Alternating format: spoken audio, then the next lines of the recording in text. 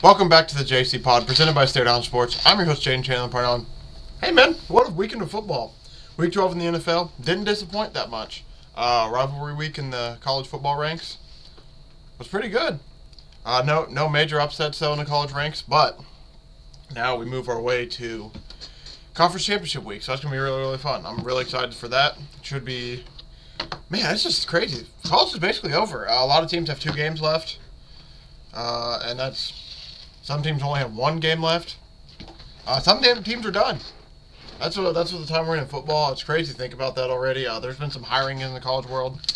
So there's a lot to talk about today. We'll go over some NFL news, along with some NFL scores in the playoff picture, and then I'll basically end it by talking about some important things going on in college before basically championship week, man. Because conference championship week is this week. We have action on Friday. Pac-12. I think ACC is also, either ACC or AAC is also on Friday. Gonna be a good one. But yeah, without any further ado, we'll go into the NFL first. We're gonna try changing it up. Instead of going over scores and everything, I'm gonna go over basically the NFL news, hit some big news real quick, get all the big news out of the way. And then after I get the big news out of the way, I'm basically gonna come back around and then we'll go over the playoff pictures and talk about some scores. So first thing we're going to do, go over some NFL news. I'll talk about some key highlights of stuff that happened over the weekend. And then, as we're going through the playoff picture, I will talk about scores and everything. But yeah, Josh Dobbs, 4 interceptions last night. The story, that hurt, man. I was in a survivor pool. 1.5 people left, or 1.5 thousand people left to win 100K. It's between the Titans this week and the Vikings. I decided the Vikings because I'm like, Josh Dobbs should be able to do just enough for them to win.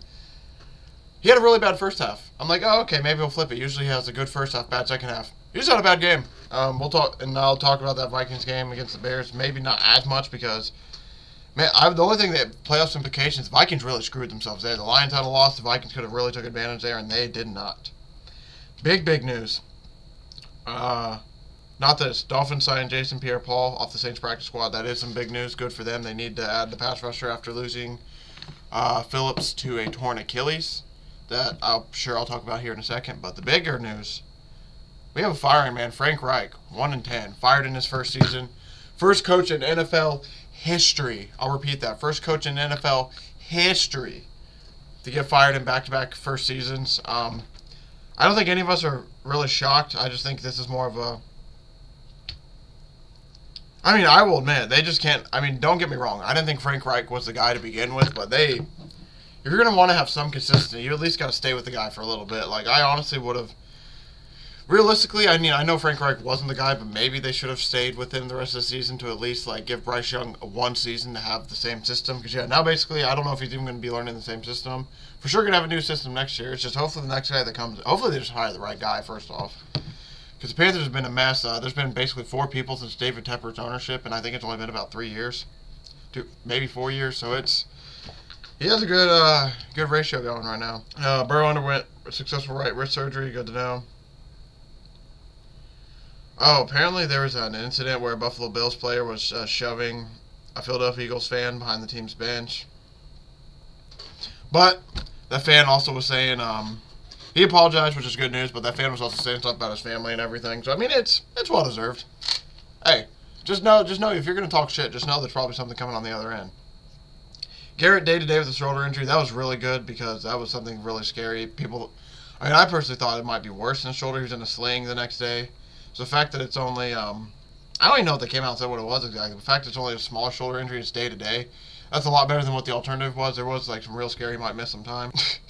The Giants GM just said one of the most, he talked out of both ends of his mouth, and this is, the biggest definition of it. Before we get to that, Texans claimed Derek Barnett off of waivers. Probably a good ad because he's with the Phillies, gives them brings another winning guy into their culture, which it's really big. If you have guys that just expect to win all the time and you get a bunch of those guys, it can go a long way, truly. But yeah, the Giants GM said, we believe in Jones, but we'll add a QB in the offseason. So basically what that means is we'll keep Daniel Jones for at least one more season. We're going to add a QB next offseason. We're going to see how Daniel Jones potentially does, and then after a few starts, we're going to put that backup QB, or we're going to put that young QB in. That's basically how I see it. Also, I really thought, back to my Survivor thing, because this Vikings, Jefferson expected to return in Week 14. I was pretty sad. I really thought they were going to bring Jefferson back last night, and it was very obvious they needed to. Their offense, We'll talk about the offensive performance here in a bit, but the Vikings, but that was putrid, man. That game last night was disgusting. I'm going to talk about that game for maybe 2 minutes. Shout out the Bears, though. I'm not going to diss the Bears. They got to win. They didn't play the best offensively either, and I mean, they settled. I mean, honestly, it looked like both teams were trying their hardest to lose out there, the way they were playing offensively. Bill Belichick absolutely still enjoys coaching the Patriots. We'll see if he stays, though, with the animosity between him and Kraft. I would assume he stays. I just don't know where he'd go. I don't know. It just feels weird to see Bill Belichick somewhere else. I can't even think about it. Like, I can't even visualize his place. And for those of you who are watching Red Zone and watching the Baltimore Ravens, there's the bouquet celebration that Zay Flowers had, which it took me a minute to realize, like, Flowers, yes, that's what it's for, that's what it's for. Lamar kind of was probably in the same thing as me. He was probably confused at first, but he laid out came and said that celebration was ass. I just wanted to share that because I thought that was hilarious. And then you saw his reaction on the sideline. Zay Flowers kind of explained it, and you just see Lamar go and just walk away. I mean, you can just tell the vibes are high on that team. That team really seems to enjoy each other. Shout out to Zay Jones, 2 touchdowns in that game. That was a really awesome game for him. Really big game, too, on Sunday Night Football for the Ravens. The Raiders are releasing Marcus Peters after a benching. I might have said Raiders, but actually I meant Ravens when I was talking about Lamar. But the Raiders, yes. The Raiders did release Marcus Peters. He got benched after a missed tackle, and then apparently they had an exchange on the sideline at halftime. But it sounds like the biggest thing was missed tackles, potentially. Sounds like that's like the big reason that they're getting rid of him. But yeah, apparently, like, I won't lie, I just wanted to read the comments real quick. It sounds like a lot of fans of the Raiders who are coming out and like, yeah, he's not even trying to tackle at some points. He's not even trying to hit anymore. So it sounds like Raiders fans are really happy with that news. That was what I was trying to do some research on real quick and be like, let's see how the Raiders feel about this news. So apparently, from the small Raiders fans, I just pooled basically there, and by pooled I mean seeing in some comments. Yeah, they agreed that was a really good move. Excuse me. Kelsey becomes the fastest tight end to reach 11,000 yards. Shout out Travis Kelsey. Giants Dayball not feuding with Wink Martindale, which was a rumor that was coming out. Apparently, there's a video that comes out that shows that they really hate each other, which kind of funny. The biggest argument Wink and I have had is who gets the last piece of pizza. That's the joke that Dayball said. Sounds like, so yeah, they might be okay. I mean, animosity is going to happen, especially with that. The Giants came into the season, I'm assuming, and not expecting for it to go as bad as it did this year. So, I mean, I can't blame them for being a little bit upset. Steelers, 420 yards of offense? Whoa. First game after Matt Canada, yeah, he might have been the problem. Safe to say. He might have been the problem offensively. Lane Johnson exited with a groin injury. He might be okay. Crosby did play, but it looks like he hurt his knee. But also, shout out Crosby. He's the first player since 2020 to play when considered doubtful. Because usually they're considered doubtful. When you're considered doubtful, you don't really ever play and you're usually out. Apparently, Deontay Johnson and Minkah Fitzpatrick got in a very heated argument going into the locker room at the end of the game. Apparently, Deontay Johnson was frustrated after the last contest. Or, yeah, it's the last game. I don't know. I didn't mean to say that. So, yeah, Johnson was frustrated after the last game. They apparently started chirping with Steelers coaches, going back and forth with them for a little bit. And then apparently it got so bad that it drew Minkah Fitzpatrick come over and they started an argument. Apparently there's nothing to make a big deal out of. But, I really like, I won't lie, I get always curious with these fights. I wonder what started that set him off. It could be just maybe Deontay Johnson didn't have the best game. I don't know. Because I don't remember Deontay Johnson's stats off the top of my head. But sounds like, yeah, he only had 2 catches, so I'm assuming it had something to do with along that end, maybe. But we'll see. I have no idea. Marshawn Lattimore is now going to the IR for the Saints with an ankle injury. So now they have Michael Thomas and him both on IR. Tim Boyle again. We'll start again. I mean, at this point, the Jets aren't even trying. I won't lie. They have completely the Jets have completely botched this QB situation this year. Absolutely botched it. Basically, I'm trying to think of like when it all started. I mean, obviously it started when Aaron Rodgers got hurt. I thought the Aaron Rodgers hurt. Yes, that was good news. I'm not talking about that. Second, Aaron Rodgers got hurt. I don't blame them for playing Zach Wilson, but they probably should have moved on from him a lot quicker because, you know what? Realistically, they should have moved on from him for probably 3 or Probably like damn near even before the Chiefs game, because that Chiefs game, I hate to say it, but that Chiefs game where he did really good, I think him doing that good kind of bought him an extra like 3 or 4 weeks, which is good for him, but it's bad for the ownership because I mean they basically just went into the tank with it. To use a football punt, I mean they basically punted on offense this year by just not getting a suitable backup quarterback. They let Zach Wilson go for way too long, and then finally like, you know what, fine, we'll put in somebody. Give us Tim Boyle. Like, okay, give us Trevor Siemian. I don't know, man. It just feels like, yeah, their QB situation is disgusting. Jalen Phillips suffers for torn Achilles. He is done for the year. That was honestly really sad. Allen Lazard was also healthy scratch for Friday. Which sounds like he... Man, I won't lie. The fact that I didn't realize they benched Allen Lazard. I guess I didn't even notice that for Thursday. But yeah, the fact that they're doing that... just shows you, I mean, like, I know he's been having issues this year, but ever since Rodgers went down, they're just trying to figure out what's going on, it feels like. It feels like they're just trying to catch up to what they should have been. I mean, it just sucks. Aaron Rodgers gets hurt 4 plays into the season, and then, boom, their whole season is just basically a Jets season from hell. Commanders fired defensive coordinator Del Rio. I forgot to mention that. And I believe that might be the last news I need to mention. I don't think there was any other big news. Jordan Love didn't get his turkey leg because apparently they didn't have a turkey for the Thanksgiving game, which is absolutely brutal for him, honestly. A little unprofessional by the NFL, obviously, to not have another turkey there if it's truly they had a Lions logo. I mean, I won't lie. If it's true that they had a Lions logo imprinted on the turkey because they didn't expect them to lose, that's ballsy by the NFL. I give them credit for that. Because usually when situations like that come, they usually have 2 turkeys, one with the Green Bay Packers logo, one with the Lions logo. The NFL's not cheap. They can afford stuff like that. So if they truly only did the Lions logo, assuming they'd win, I give them props. Even the NFL knows the Packers shouldn't have won that game. But hey, shout out the Packers, man. Jordan Love's looking a lot better than he did at the beginning of the season. Steelers interim OC said they felt like they let Matt Canada down. Does he mean that? We'll see. But yeah, that's it for... Oh yeah, one more thing. Commanders to evaluate Rivera's future after the season, which pretty much sounds like he's probably getting fired. Because usually when you come out and say we're going to evaluate his future, usually you don't evaluate the future of somebody that you know you're probably going to keep. Titans are committed to Vrabel in the long term despite the 3-7 record, which is really good. They should be. When Vrabel's a really good coach, they're just having a bad season and they're finally using a rookie quarterback. Yeah, that's going to do it for some big news. That was all the big news in the NFL. Like I said, we're going to spice it around a little bit. Since it's starting to get closer to the playoffs, I'm going to start talking about news probably a little bit more.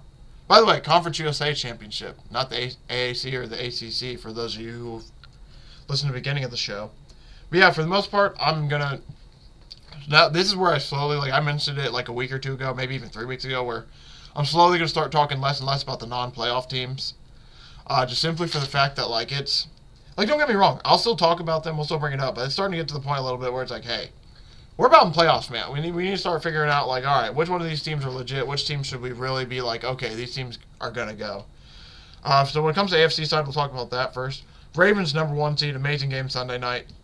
Chiefs, 2 seed. They had a really good comeback against the Raiders, the Raiders as well. 3, Jaguars.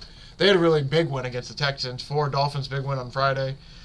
5 are Steelers, big win for them on, were the Browns on bye? Oh no, the Browns played the Broncos, I'm stupid. Steelers, big win for them as well. First one without Matt Canada's OC, and they also got 400 yards that game, like I mentioned earlier. Cleveland Browns, the 6th seed, they're the number 2 wildcard team at 7-4. And then we got a 3-way tie, baby, because the Broncos beat the Browns. It was a 2-way tie until the Browns won. Colts, hey now, hanging on to the 7th seed. They're barely hanging on because right behind them at 6-5 as well as the Texans, 6-5 as well as the Broncos, and then we got the 6-6 Buffalo Bills. And the 5-6 Bengals, 5-7 Raiders. That's about where it starts to get its tail off a little bit. 4-7 Chargers, then 4-7 Titans, 4-7 Jets. 2-9 Patriots. So yeah, when it comes to AFC, man, this is going to be a really exciting playoff picture. Very, very exciting. We will quickly, well, I guess not quickly, but so that's to go over the AFC again. The 1 through 4 is Ravens, Chiefs, Jaguars, Dolphins. What's really cool too, they showed this in the Pat McAfee show. This flipped a lot. Like after one game it was the Jaguars. Next game it was the Dolphins after they won. Next game it was the Chiefs after they won.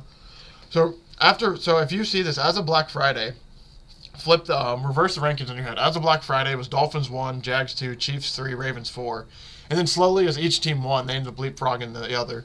So, like, for example, the Dolphins were 1 at one point, and then the Jaguars were 1 at one point. Then the Chiefs were at 1 after one point. And then after Sunday Night Football, the Ravens took back over. They're the number 1 seed. But, yeah, basically for the scores for those AFC games, we'll burn through them. By the way, Deron Bland, I can't wait to talk about that. I actually got chills watching that call. But we'll talk about that when we get to the NFC. The first playoff implication game, Jets-Dolphins. The Jets are just, like I said, we talked about the Jets and their offensive struggles, so I don't really need to talk about them too much. Tim Boyle shouldn't probably be starting. I give the Jets defense credit, though. They're trying to fight out there. They did a good job of holding the truly, they did a good job of holding the Dolphins down. It was 20-6 going into the fourth quarter. Then it just finally felt like maybe they're starting to give away a little bit too much. Fourth quarter, Raheem Mostert scores a touchdown. Finally, the Jets score a touchdown. They throw it to Garrett Wilson late, and then Raheem Mostert busts another one open at the end. This was awesome. I had Raheem Mostert. I had him for my Nasty Boy on Friday, which, again, sorry I didn't get it out to the people who follow that series on Stay Down Sports. I just got sidetracked personally with it was Black Friday. It was the day after Thanksgiving. I will admit, I was not firing all on cylinders. I did my boy Rowan's show. We went a little bit longer, so we didn't get done until about 11. By then, there was about an hour kickoff to the Iowa-Nebraska game, which I was really excited to watch that one too. So I'm like, you know what? We'll just keep one for myself. We'll tweet it out when it comes to time. Sure enough, the time came out to tweet it. I wasn't ready to tweet it, so I'm like, I was sitting there, I'm like, I don't have time to tweet it. I'm just going to let it go. No, I'll just let it go. I'll count it. I did admit, I'm like, I'll count it against my record no matter what. Because I just didn't expect it to hit, honestly. So I was sitting there, I'm like, I don't know if I feel good about it. So it was Miami Dolphins minus 2.5. Tyreek Hill, anytime touchdown score. Tyreek Hill over. Raheem Mostert, anytime touchdown. So with 15 minutes left, when Raheem scored that touchdown, I'm like, all right, we're looking good. Only thing that sucked, I had the over 40.5, and I had his over. Raheem Mostert's over 66.5. At the time of the Jets scoring their touchdown, Raheem didn't have his over. Oh, actually, no, this is why I was really excited. Now I remember, yeah. So apparently, like I said, Raheem Mostert scores a touchdown with 15 minutes left. So I just need him to rush he had like 48 yards. So I needed, basically like 18 yards. I needed 18 yards, and I needed half a point for the over at this point because the total was at 40, and he was at 48 rushing yards. I watched him bring in the backup running back. I'm like, damn, bro. I'm like, well, good thing I didn't give this out because, yeah, this would have probably lost again.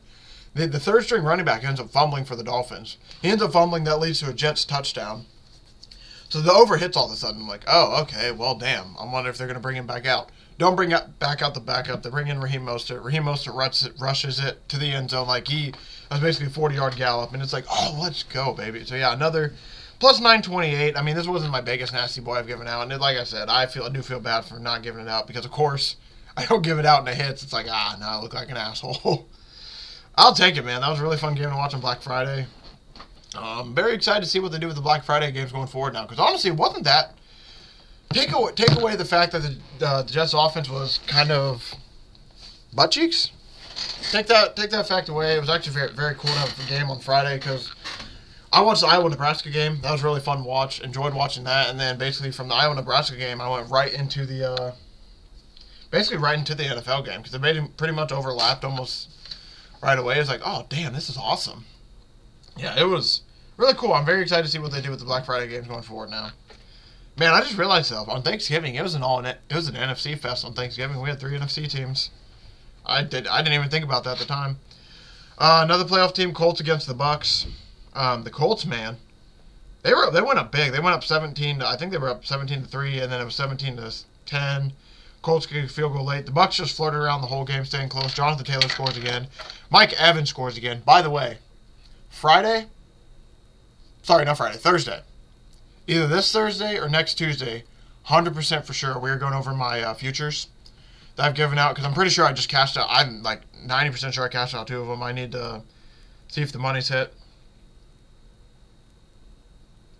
Because, yeah, Mike Evans scored 2 touchdowns last week. He's at 9, baby. So Mike Evans is at 9 touchdowns. I gave his over out at 10 this year.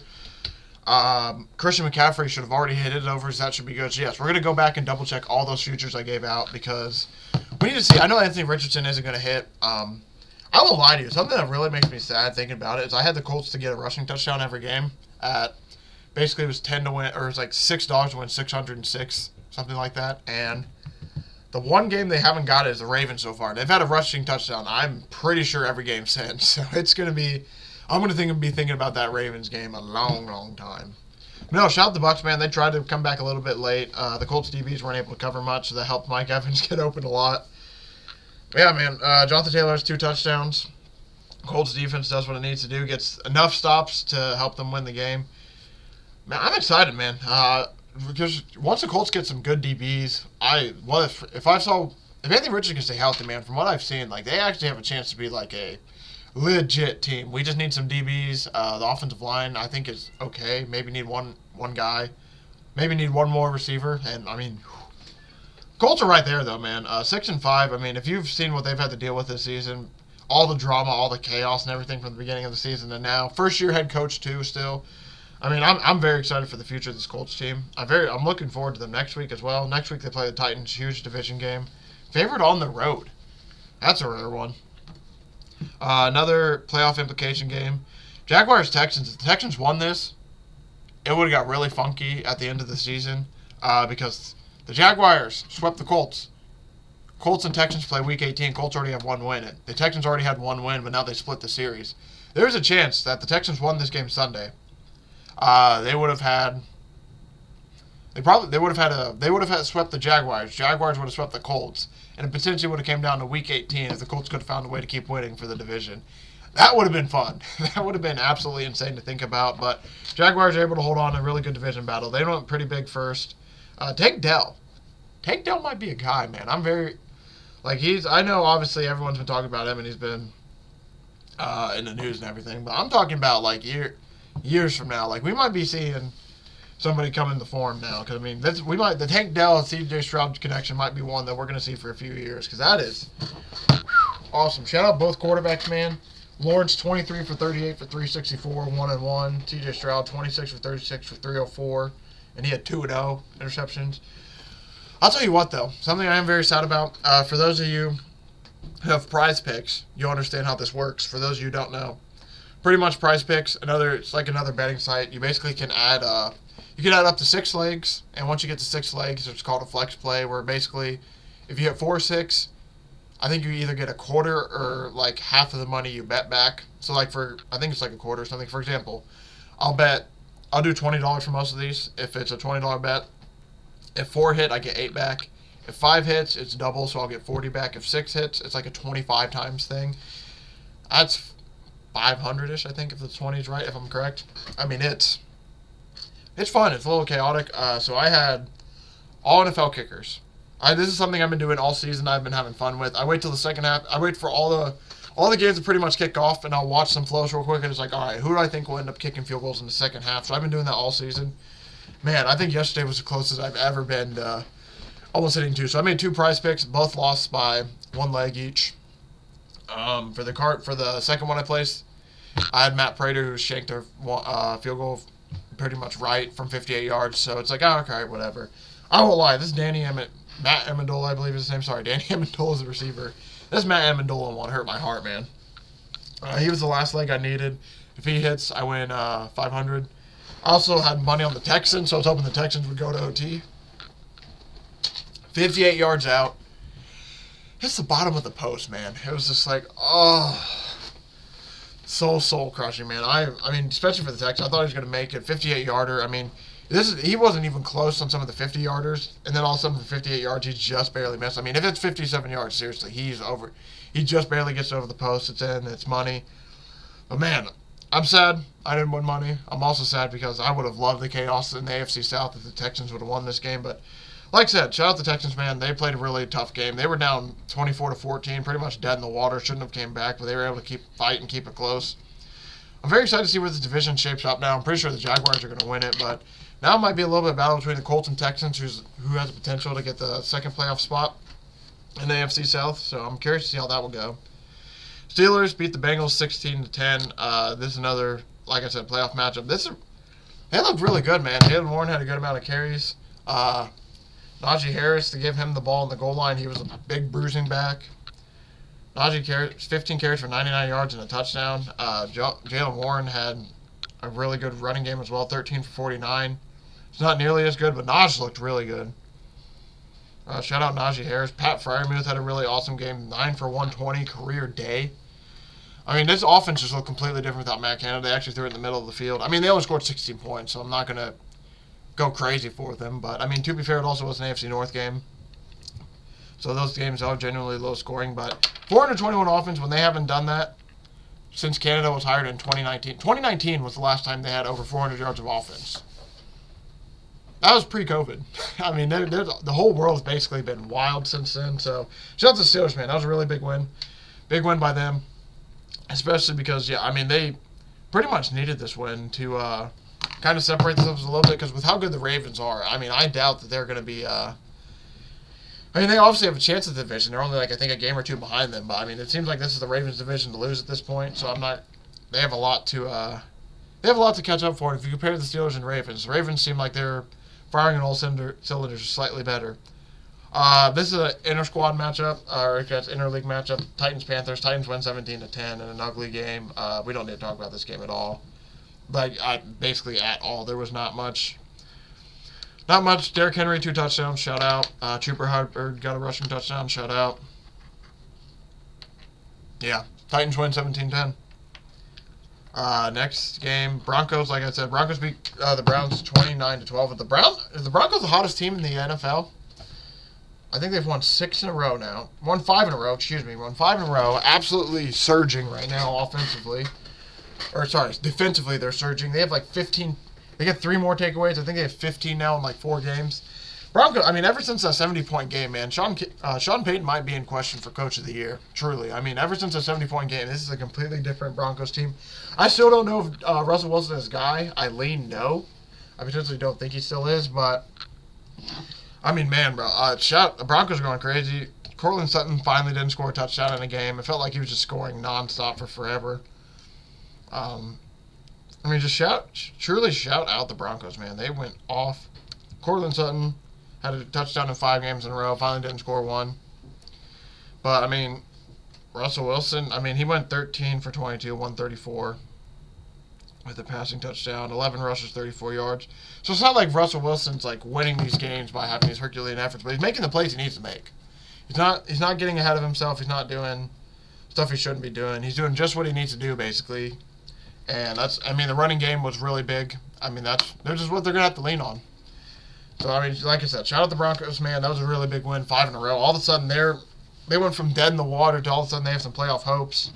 I mean, them and the Vikings were the 2 teams that have been going off, and now with the Vikings, they've lost back-to-back games. One of them, too, being the Broncos. The Broncos just continue to surge. Buffalo Bills and the Eagles. This was game of the day. I will talk about that in a second. Chiefs-Raiders. Raiders go up 14-0. Chiefs end up scoring... basically outscore them 31-3 after that. They just woke up, pretty much. The Chiefs just pretty much woke up after half. They're like, all right, hey, we need to quit messing around a little bit. Mahomes, 27 for 34, 298-2. Aiden O'Connell, 23 for 33, 248-1. I don't lie, Aiden O'Connell's kind of a guy. I definitely like this Aiden O'Connell guy. Obviously, I watched him at Purdue, so I know I've had a decent eye on him to be able to see him. He's translating to the NFL decently well. I mean, he's accurate. That's the big thing. I mean, I don't know if he has the biggest arm. I haven't seen, he can throw deep balls. But I haven't seen, obviously I haven't seen, enough tape to fully know, oh, yeah, this guy has a cannon of an arm. He can throw it 70 yards in a keyhole through the wind during a hurricane. All those, outages and all that, I can't really tell you. But, yeah, Rashee Rice had 100 yards receiving as well. 8 for 107 and 1. Amazing game by him. I mean, I'm just excited, man. The Chiefs, this is great football, man. Nothing better than great football. Great division matchup. The Chiefs ended up winning big after the Raiders kept it close. This Raiders team, though, I tell you what, they're a little bit feisty, man. I know the score might seem a little bit deceiving, but that game was close for a pretty good time. It took the Chiefs about to the third quarter to start pulling away. Ravens Chargers. This is really big for the playoffs. The Chargers look like they're just slowly slipping farther and farther. I'm going to be very curious to see how much longer Brandon Staley stays as a coach. I mean, I'm not going to blame it. Like I said, I'm not going to call for his job or anything, but it's just to the point with all the noise and everything. It's gotten so loud there that it just feels like it's almost inevitable at this point. Offensively, I mean, the Chargers didn't do the worst. Actually, I lied. Their offense didn't do too good at all. This was the first time their defense actually kind of did show out, and their offense just kind of like left them high and dry.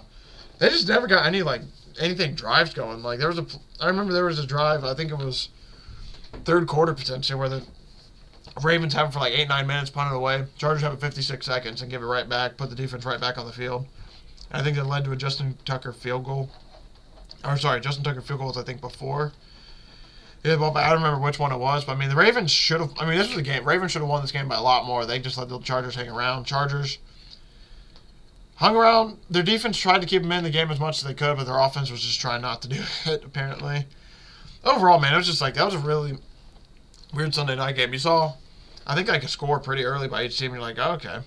Yeah, Ravens go up 10-3. You're like, all right, this might be one of those games where maybe nobody scores and 13-3, and then you get both teams get a touchdown in the second half. That was, shout out Zay Flowers, man. Saves the cover. But yeah, Chargers score late with Gerald Everett. Pretty much, like I said, there was just no scoring at all. Zay Flowers scores in the second quarter. Field goal by Justin Tucker with 1:16. Field goal in the third quarter is only scoring.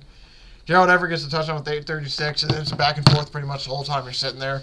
I'm with Ravens -3. Sitting there, it's like, man, these bets are going to be pushes. Sitting there with the money line, trying to figure out, it's like, what are we going to do? And then all of a sudden, boom, handoff to Zay Flowers on a reverse that looked like it was almost bobbled.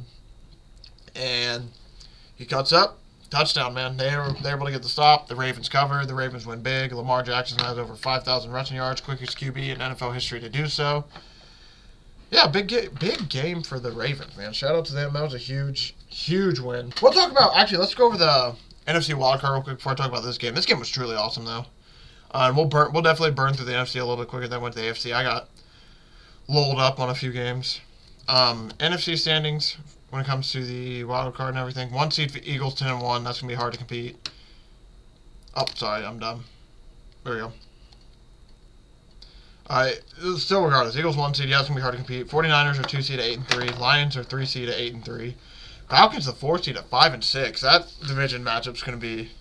Them and the Saints, man, might be fighting all season for that. Cowboys are the first wild card at 8-3. They're probably the safest wild card, I would say. The Seahawks are 6-5. Vikings are 6-6, barely hanging on. They're lucky they didn't bounce out with that loss. Because, yeah, the Packers are right behind them, 5-6. Rams 5-6. Saints 5-6. And then you got 4-7, 4-8, 4-8 for the Bucks, Giants, Bears, and Commanders, Cardinals holding up the rear.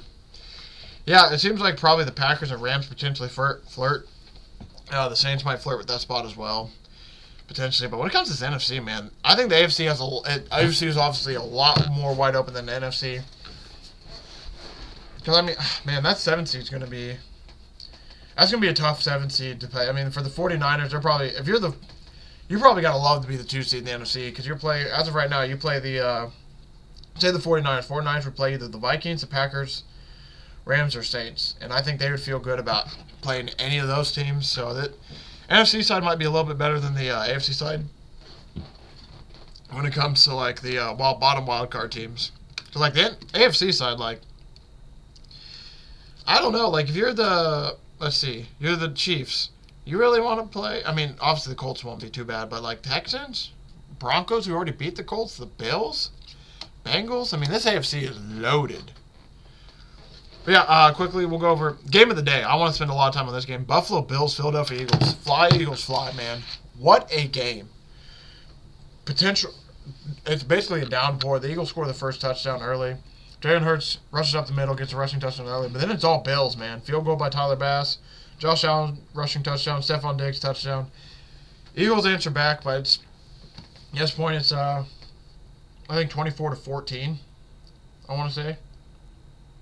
Or, sorry, it's either 24-14 or it's 17-14, one of those two. Josh Allen scores again. Eagles are down big. Eagles are really down big. All of a sudden, they really need big plays to come back. Touchdown pass to Devontae Smith. Jalen Hurts, touchdown pass to Zacchaeus. That was a dime of a throw. They gave him time to extend it. Josh Allen throws a touchdown pass to Gabe Davis, where you're like, oh man, they might have given him just slightly too much time though. That's the only thing that's scary. Then you watch the Bills defense. The Bills defense was playing like straight prevent. Defensively, I do not like what they called the whole overtime. I mean, they basically let Justin Hurts and team walk to field goal range. But I will admit, once they got right up to that field goal line, the defense locked up. There was 2 penalties, and then Jake Elliott, 59-yard field goal in the the not ideal conditions. Excuse me. The announcer said not ideal conditions at least 1,500 times before that kick. I can't blame him though. The rain was horrible, but Jake Elliott has an all-time kick. That seriously, that was that was a kick where it's like, all right, if Jake Elliott if he can make kicks like that, I am gonna be a little bit scared. By the way, I just think I might have spelled a word wrong up there, and I just now noticed it. Oh, damn, that's embarrassing. I've misspelled rivalry this whole time. Can't say it, rivalry. I don't know why for whatever man, I don't know why I do this. For whatever reason, I switched to R and Y. For those of you who man, I'm about to fire my producer. Nah, I'm just playing. I can't believe I misspelled that, by the way. Sorry, that was so distracting. I just saw a scroll by, I'm like, wait, I might have misspelled that. But yeah, no, like I said, back to the game real quick, though. They kicked the field goal to go for overtime. The Bills kind of marched down the field. Eagles give up contain a few times, allow the Bills to make big plays. The second the Bills kick the field goal, though, you kind of sit there, it's like, okay, maybe the Eagles have a decent shot, I feel like. They go right down the field, and then amazing call on third down, where it's like, apparently the line, they just come out with linemen, basically they called the draw, QB draw. I don't know what play was on, like third down, second down, first down, whatever it was, but they were in the goal line, basically. Apparently the linemen came out once they saw what the defense was lined up in. They got all excited. Everyone was kind of like, "Oh yeah, we're gonna get this." And sure enough, QB draw right up. I think the blitz to the other side of where the draw was. Draw goes right up the middle. No one touches Jalen Hurts. Jalen Hurts has 2 rushing touchdowns to give the Eagles a 37-34 win in overtime. I mean, truly, this was probably one of the better games of the year. Bills fall to 6-6. Eagles move to 10-1, and the Eagles just continue to find ways to win. It's all they do, man. They just find ways to win. They just continue to win. If it's ugly, pretty, whatever it is, they just continue to find ways to win. Going back to Thursday, though, all NFC games, 49ers, Seahawks. Seahawks just looked, basically, I'm not going to say they didn't show up, but they just got boat raced pretty much. It was all 49ers. Oh, yeah, Jordan Brooks had a pick 6. I was confused. I'm like, why is this? Well, that was, Jordan Brooks had a pick 6 for the Seahawks that kind of, like, I don't want to say kept the game close, but it gave them a little bit of a spark for a second where it's like, oh, hey, maybe we won't totally get blown out. And then, no, the whole third quarter, basically nothing else happens for the Seahawks to get a field goal later, but it's still like kind of like, oh man, we might be over. Then Ryuk scores in the fourth to end it. Brock Purdy looks good. I mean, the 49ers absolutely roll. Commanders, Cowboys. Cowboys absolutely roll. The Commanders destroy them, but the biggest thing in this play, DaRon Bland becomes the first player in NFL history to have 5 pick 6s in one season. I won't lie. FanDuel gave this out as a bet plus 2,700. I wish I took it. I just saw that. I'm like, okay, that is so goddamn specific. There ain't no way. Just know when stuff like that happens, I'll probably be taking bets like that now for the whole. That was one of those situations where it's like, okay, now I need to start taking stuff like that and take it more seriously. Because, man, I won't lie. DaRon Bland, shout out, boy. That was awesome. If you watch the call by Jim Nantz, too, it was truly an awesome call. I mean, if you. Oh, man, I'm seeing it in my head right now. It was awesome. That was truly awesome, man. I mean, Tim Howell basically throws it right to him. And then Jim Nantz, this is history. DaRon Bland makes moves, gets pick 6. Shout out to DaRon Bland, man. Truly shout out. Biggest game of the Thanksgiving day, though. Started off early. Packers. We don't really need to talk about this one either too much. 20-6. It was 20-6 at the end of the first quarter. It was basically over from there. I mean, the Lions scored 2 touchdowns very late to like kind of make it close and interesting. But truly, the Packers just beat the shit out of them right away. Literally, first play of the game, I think it was like a 50-something yard play to Christian Watson. I mean, the Packers just smacked them in the mouth so bad that the Giants just didn't have. I mean, the Lions were able to answer back a little bit, but at that point, I mean, they just got beat so bad that it was just, there's not much they can do. 29 for 44 for Goff, 332 and 2 touchdowns. But Jordan Love, man, 22 for 32, 268 and 3 touchdowns. Jordan Love does throw a pretty ball. Just sometimes we don't know where it's going. I still don't know how to evaluate Jordan Love. I think that I agree with Matt LaFleur. He said there's night and day improvement in Jordan Love's play. I totally agree. I think he looks like a completely different quarterback. He definitely looks a lot better. Man. The way this Packer team's played, I still don't know. They've lost so much money for me now, betting against them and betting on them. They're the team that I just don't get. Another blowout. The Rams absolutely blow out the Cardinals. And the funny touchdown celebration of the week. Shout out Ryan Russillo. He reminded me of this because I forgot about it for a minute. Greg Dortch putting up the he's too small to score a touchdown to cut the lead to 23. Oh man, I love the hard decision that teams make when they're like down a bunch. Like when they're down a bunch, they score a touchdown, and the receiver's like, "Man, do I celebrate?" Because you see some guys just throw the ball. They're like I'm not gonna say this. Just remind me like Devontae Adams. There's a game I remember Devontae Adams just scored a touchdown, but they're down 20. He just throws the ball, kind of like does a little like, yeah, let's go, whatever. There's other guys who just make a whole celebration out of it because hey, it's hard to score an NFL touchdown. I'm not dissing anything. I'm not dissing them at all. I just always find it hilarious. Like yeah. Like Dortch told towards the corner, it's like, yeah, you're too little, boy. It's like, you guys are down 37-14 now, but I respect it. Hey, do your thing, man. Talk your shit, do your dance. That's a motto I live. Hey, if you can back it up, talk your shit, do your dance, man. I ain't gonna be the guy to tell you not to. Another game I kind of skipped over Giants Patriots. It was 10-7. There's not too much to talk about. I mean, this was the Tank Bowl. I really didn't watch too much of this game, truthfully, if I'm being honest with you. I just, for my sanity reasons, I was going to try to get my eyes on other football games. All I do know is the Patriots guy had a chance to win it with a kick. He absolutely misses it. And this is, I agree, on the podcast I was listening to, this is definitely a game that we're going to look back. This might be a game that we look back to when it comes to draft time, like, man, the Patriots losing to the Giants was probably their biggest loss because now they get to play. Now they get to draft Drake May at number 2 overall or something. Like, this is a big draft position game because now the Patriots, I think, are basically have the number 2, number 3 pick right now. So this is very interesting. Like, Bill Belichick, assuming he stays there, could get a quarterback. They could get a guy now, potentially, with that high of a pick. So that was kind of like what that bowl was, just basically a little bit of a tank bowl. Let's see, Saints-Falcons, man. Derek Carr. We'll talk about them in a minute. I think they kicked 5 field goals, the Saints did. 5 field goals. They lose 15-24. Just not able to finish any drives. Ritter has 2 interceptions. So he's still having issues turning over the ball. Shout out Bijan, man. Bijan had 2 receiving touchdowns, I believe, and a rushing touchdown. Bijan just absolutely went off. I mean, hey, it's crazy. You give Bijan the ball, they win the game, huh?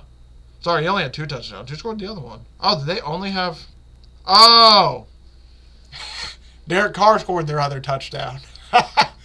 I forgot about that. Yeah, it was very early on in the first quarter. Derek Carr basically missed, shout out my boy Rowan, he let me know this. Derek Carr basically missed 2 guys, one of them being in the end zone for sure, and then his third pass ended up being, I believe, a pick 6. 92 yards by Jesse Bates. This was a huge free agent signing by the Falcons, man. Jesse Bates has been a huge playmaker on their defense. This game was a battle for the division, too. This was big. Now it's the number 1 team, the Falcons. Number 2 team's the Saints in the NFC South. But yeah, biggest thing, check down Carr. They held too many. I mean, you look at the block. Derek Carr's one of the most deceiving athletes when it comes to this, especially this year. There's been a lot of these. You look at his box score, 24 for 38, 304, and 1 interception. You're like, oh, okay, that's not too bad. I mean, he had a decent game. No.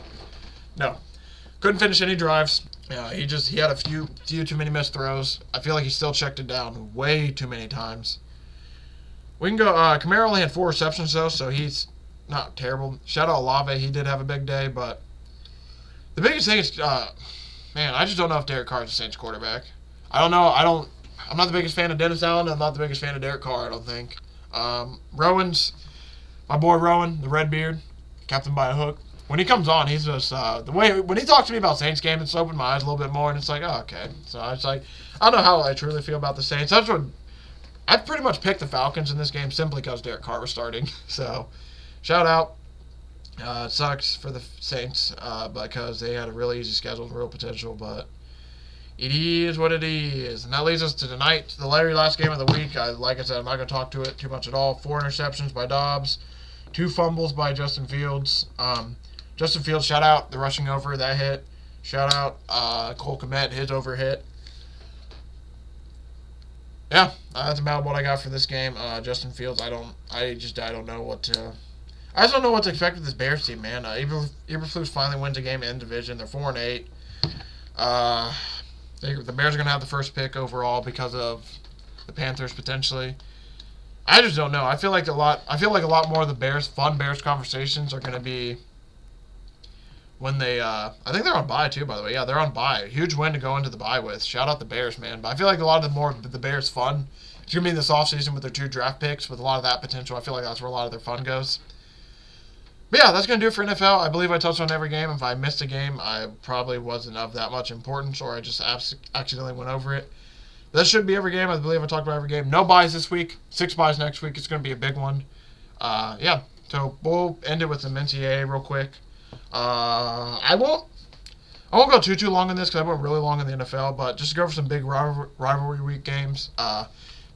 Oklahoma puts up 69 on TCU. TCU becomes the first team since I forget when to make the championship game but not make a bowl game the next season. It's been a long time since that's happened. Ole Miss is able to beat Mississippi, but Mississippi State covers by the hook at 10.5. My bet on Boston College was a horrible bet. I apologize for giving that out.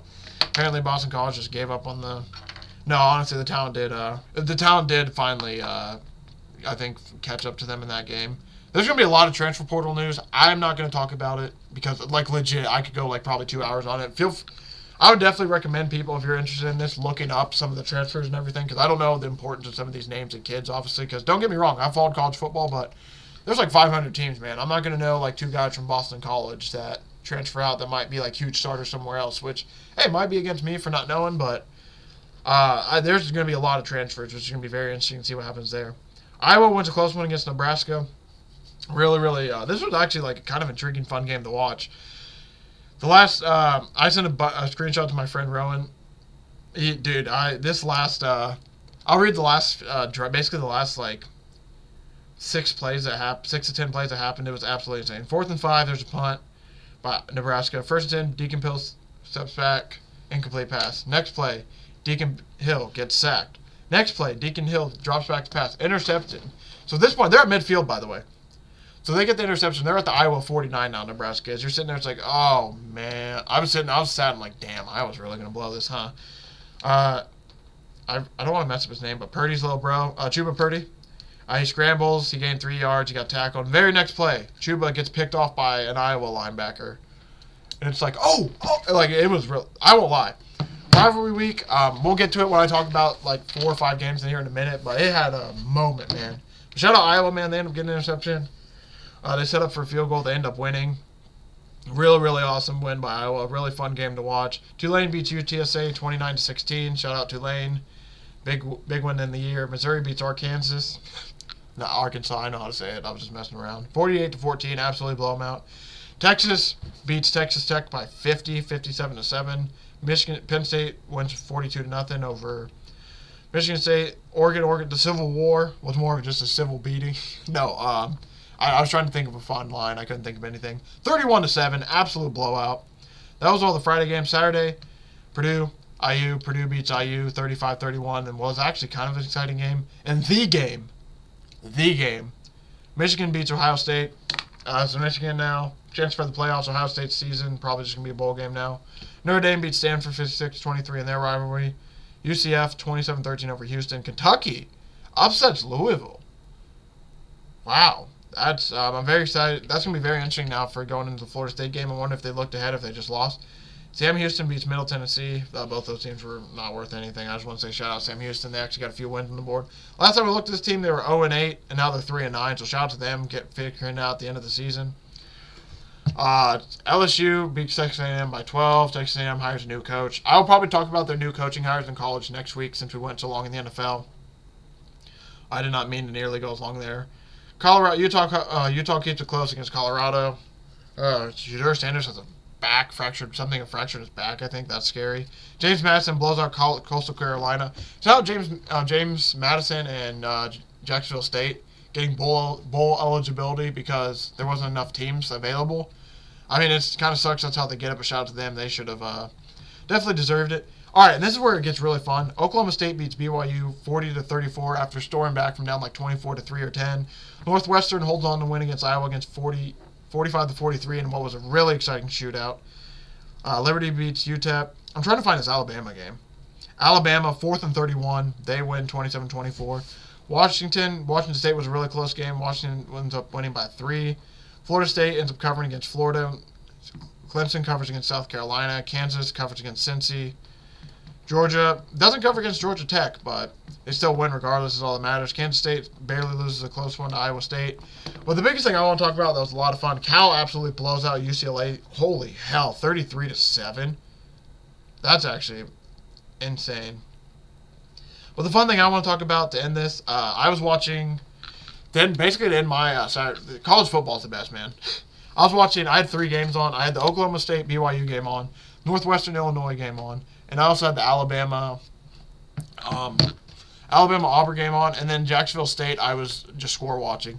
So I watched Jacksonville State. They were able to cover. They ended up losing, so it didn't matter. But man, I'll tell you what. I watched the 4th and goal, or the 4th and 31, basically, or 21, whatever it was. 4th and goal from the 31 out from Alabama. They ended up making a huge play to win, throwing it to the back of the end zone. Usually, look up the Auburn fans' reaction to that, man. It was simply awesome. So I watched that. I'm like, holy, what did I just watch? Look at the next screen.